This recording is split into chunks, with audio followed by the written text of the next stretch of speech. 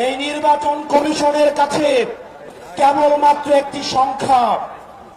অথর্ব নির্বাচন কমিশন বলে হাদির মৃত্যু নাকি একটি বিচ্ছিন্ন ঘটনা। ভারতের সেবা দাসে বাংলাদেশকে পরিণত করতে চান।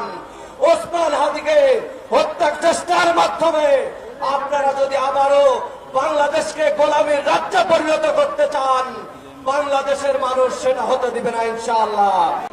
শরীফ ওসমান হাদি হচ্ছে একটা আগ্নেয়গিরির নাম, যার আওয়াজ বাংলাদেশের প্রত্যন্ত অঞ্চল পর্যন্ত ছড়িয়ে পড়েছে।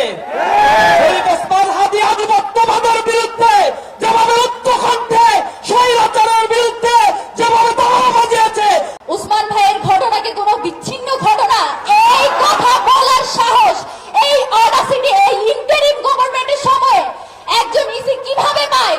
আমাদের ভদ্রতার অর্থ যদি মাথায় গুলি করা হয়, তাহলে আমাদেরকে আওয়ামী লীগের দোসরদেরকে মাটি থেকে খুঁজে বের করতে হবে।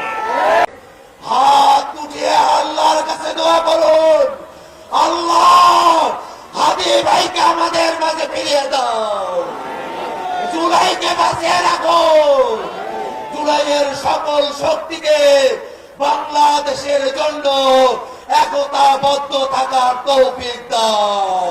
স্বরাষ্ট্র উপদেষ্টার পদত্যাগের দাবি উঠেছে। আমরা মনে করি নৈতিকভাবে উনি আর এই দায়িত্বে থাকতে পারেন না। আগামীকাল আমরা উৎসব করতে রাস্তায় নামবো না। আগামীকাল আমরা প্রতিরোধের যাত্রা বাংলাদেশের রাস্তায় রাস্তায় পালন করব। সোশ্যাল মিডিয়াতে আমরা শুক্রবার থেকে জানি যে কে কে এই শুটিং এর সাথে জড়িত। তারা মোমেনশাহী থেকে সীমান্ত ক্রস করে ওই পারে চলে যাবে। গারো পাহাড়ের এক ফিলিপ নামে ছেলের কথা বললাম, কিন্তু আমাদেরকে সোশ্যাল মিডিয়াতে জানানো হলো এই শুটার নাকি সিলেটে যাবে। তারা জানিয়ে পুরো জাতির দৃষ্টি পরিবর্তন করেছে। আর ভিনদেশি অ্যাসেটরা তাকে মারার যুক্তি উৎপাদন করেছে। তাকে যখন মারা হয়েছে তখন সবগুলো নীরব বসে রয়েছে, কোনো রায় নেই। আজকে কেন্দ্রীয় শহীদ মিনারে বাংলাদেশ একত্রিত হয়ে বলছে বাংলাদেশের জাতিসত্তা অখণ্ডতা রক্ষার জন্য মৃত্যুভয়হীন চেতনার অতন্ত্র প্রতীক হচ্ছে ওসমান হাদি।